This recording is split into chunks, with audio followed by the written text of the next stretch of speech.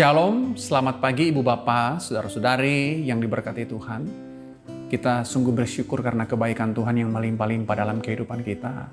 Kita bisa ada sebagaimana kita ada di hari ini. Kita bisa tidur dengan baik, kita bisa bangun dengan sehat semua karena Tuhan. Karena itu mari kita berdoa sebelum kita masuk lebih jauh dalam sapaan pastoral. Mari kita berdoa. Bapa, kami bersyukur untuk kebaikan-Mu, kasih setia-Mu, pemeliharaanmu bagi kami. Kami boleh ada sebagaimana kami ada, semua karena kasih sayang Tuhan bagi kami. Bapa, terima kasih. Kami akan membaca dan merenungkan firman Tuhan meski dengan singkat.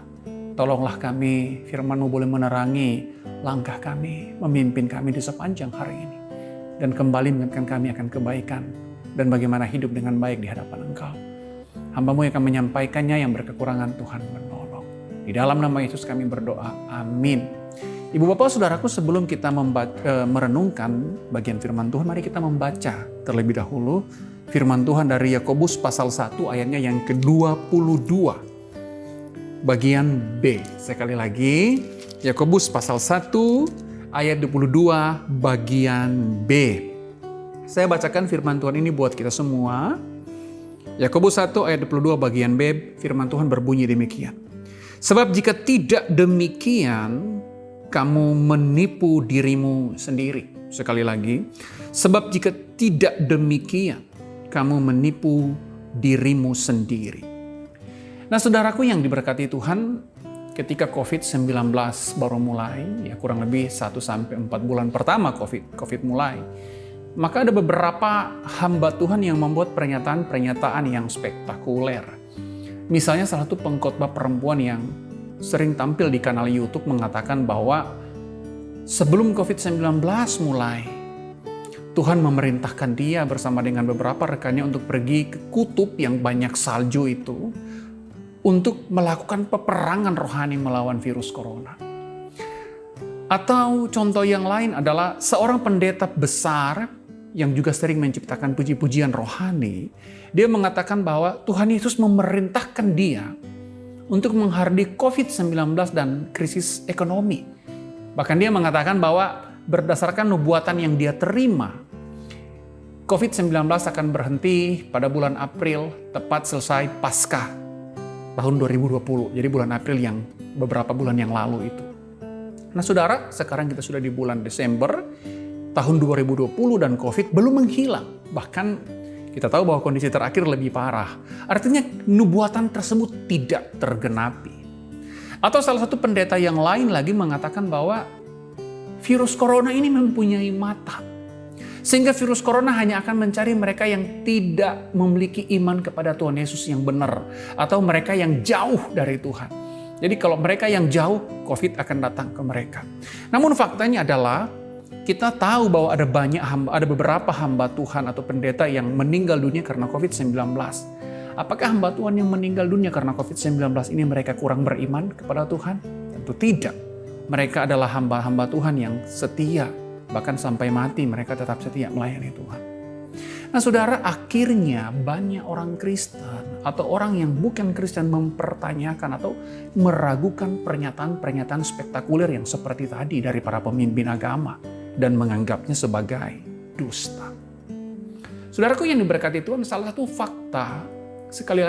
fakta yang ironi dari banyak orang, yang dilakukan banyak orang termasuk para pemimpin agama adalah mereka menyampaikan kebohongan atau dusta demi mencapai transendensi atau kesan agar mereka terlihat lebih rohani dan lebih sakral dibanding dengan yang lain.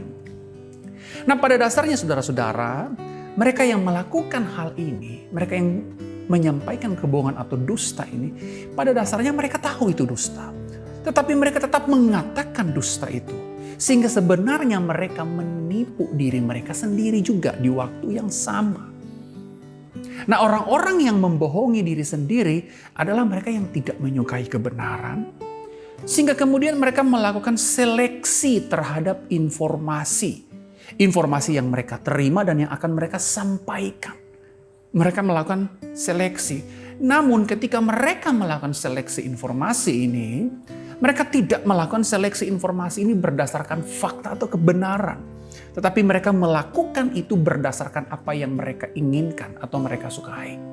Nah, di dalam kondisi seperti ini, mereka membiarkan diri mereka terseret, terpikat dengan apa yang mereka sukai atau mereka inginkan saja. Artinya saudara-saudara, secara sengaja mereka tidak mau tahu tentang yang benar, bahkan tidak peduli tentang yang benar. Mereka hanya tertarik dengan hal-hal yang tidak benar. Mengapa? Karena hal-hal yang tidak benar itu memuaskan hasrat mereka. Nah, tindakan yang demikian adalah tindakan yang menipu diri sendiri, seperti yang dikatakan dalam firman Tuhan yang kita baca. Dalam Yakobus 1:22 dikatakan, kamu menipu dirimu sendiri. Nah, Alkitab versi New Living Translation atau NLT menerjemahkan kamu menipu diri sendiri dengan fooling yourself atau membodohi dirimu sendiri. Dengan kata lain, mereka memilih hal yang salah, mereka berdusta karena hal yang salah itu atau karena dusta itu memuaskan dahaga kedagingan mereka. Alhasil mereka membohongi atau membodohi diri mereka sendiri. Nah, saudaraku yang diberkati Tuhan, komentar yang sangat baik dari seorang novelis Kristen berasal dari Rusia yang bernama Dostoevsky. Dia mengatakan bahwa seseorang yang berdusta pada dirinya sendiri dan percaya pada dustanya sendiri tidak mampu mengenali kebenaran, baik di dalam dirinya atau pada orang lain. Dan ketika akhirnya dia kehilangan rasa hormat untuk dirinya sendiri dan orang lain. Dan ketika dia kehilangan rasa hormat kepada siapapun, dia tidak bisa lagi mencintai dengan tulus. Dan untuk mengalihkan dirinya karena dia tidak memiliki cinta yang tulus itu, dia menyerahkan dirinya pada dorongan nafsunya, memanjakan diri dalam kesenangan-kesenangan yang tidak bernilai dan rendahan, dan pada akhirnya berlaku seperti binatang. Dan semua itu datang dari dusta kepada diri sendiri dan dusta kepada orang lain. Karena itu saudaraku yang kekasih yang diberkati Tuhan, pada pagi hari ini mari kita belajar untuk berhenti atau untuk tidak mendustai atau membohongi diri kita sendiri hanya karena untuk memuaskan hasrat kedagingan kita. Mari kita menjauhkan hal-hal yang tidak benar, tapi mendekatkan diri kita kepada kebenaran Allah.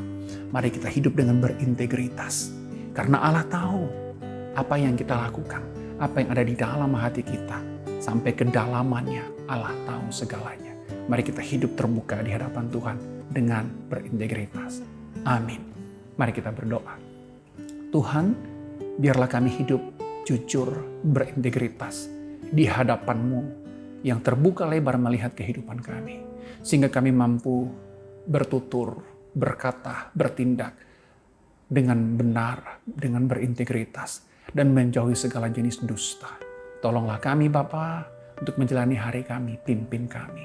Di dalam nama Yesus kami berdoa. Amin. Selamat menjalani hari ini, saudaraku yang diberkati Tuhan, kiranya Tuhan beserta dengan kita.